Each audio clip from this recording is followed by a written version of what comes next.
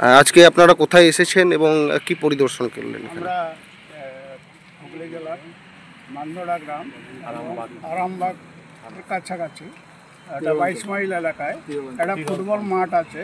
সেই ফুটবল মাঠ দীর্ঘদিন ধরে আদিবাসী সম্প্রদায়ের মানুষ এবং আদিবাসী প্রত্যেকের ছেলেমেয়েগুলো এখানে খেলাধুলা করতো। ইদানিংকালে দেখা যাচ্ছে যে খাস এই জায়গাটা এবং পৌরসভা আরামবাগ পৌরসভা নিজেদের নামে অ্যাকোয়ার করে নিয়েছে, কাগজপত্র করে নিয়েছে।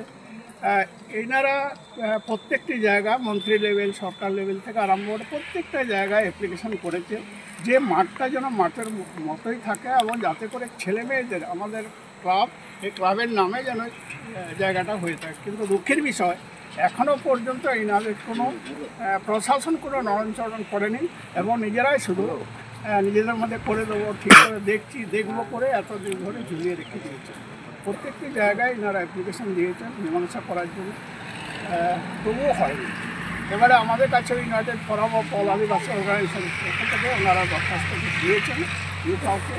দেওয়ার পর আমরা মাঠ পরিদর্শন করতে এলাম, এসে আমরা দেখছি, আমরা কথা বলেছি, কথা বলে মাঠ পরিদর্শন করে আমরা বলছি আপনারা যে ডকুমেন্টসগুলো ওখানে পাঠিয়েছেন সরকার থেকে বা প্রশাসনের লেভেলের দিকে সেইগুলো অন্তত আমাদের কাছে পাঠান, আমরা ঢুকে দেখছি এবং পরবর্তী পদক্ষেপ ইউপাও কী নেবেন আমরা আলোচনা করে সেটা ঠিক করবো, পরে আপনাদেরকে জানাবো।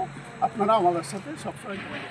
আচ্ছা, নমস্কার। আমরা এসেছিলাম আমাদের এখানে ভুটানে একটা জায়গা নিয়ে আমাদের কাছে অভিযোগ এসছে। সেই অভিযোগের পরিপ্রেক্ষিতে আমরা বিষয়টা দেখেছি, সেখানে সরজমিন, এবং সেখান থেকে আমাদের মনে হয়েছে যে আদিবাসীদের উপর যে একটা হ্যারাসমেন্ট হচ্ছে সেই বিষয়ে যাতে না হ্যারাসমেন্ট হয় তাই জন্য আমরা আইসি বাবুর সঙ্গে কথা বলব এবং এছাড়াও আরও কিছু বিষয় আছে বিএলআরদের সঙ্গে কথা বলে অলরেডি সেটেলমেন্টের জায়গায় এসেছে। আশা করছি খুব তাড়াতাড়ি এটা সমাধান। কোথা থেকে আসছেন? আমরা United forum of all Adivasi organisation 50টা অ্যালায়েন্স যে সংগঠন আছে তার আমি ওয়ার্কিং কনভেনার এবং আমাদের আছেন রামদাসবাবু কনভেনার। আমরা সেখান থেকে আমাদের প্রজেক্ট করা হয়েছে বা আমাদেরকে পাঠানো হয়েছে, সেইভাবেই আমরা এসেছি। রামদাসবাবুকে জিজ্ঞেস করবো যে আপনারা তো আইসি সাহেবের সাথে দেখা করলেন, আইসি সাহেব কি আশ্বাস দিলেন আপনারা? তিনি বললেন জমি জমা সংক্রান্তর ব্যাপার, তো এগুলো বিএলআরও ডিপার্টমেন্ট কাজ, তবে আমি যতটা পারি সাহায্য করব, সহযোগিতা করব, এই আশ্বাস দিয়েছেন।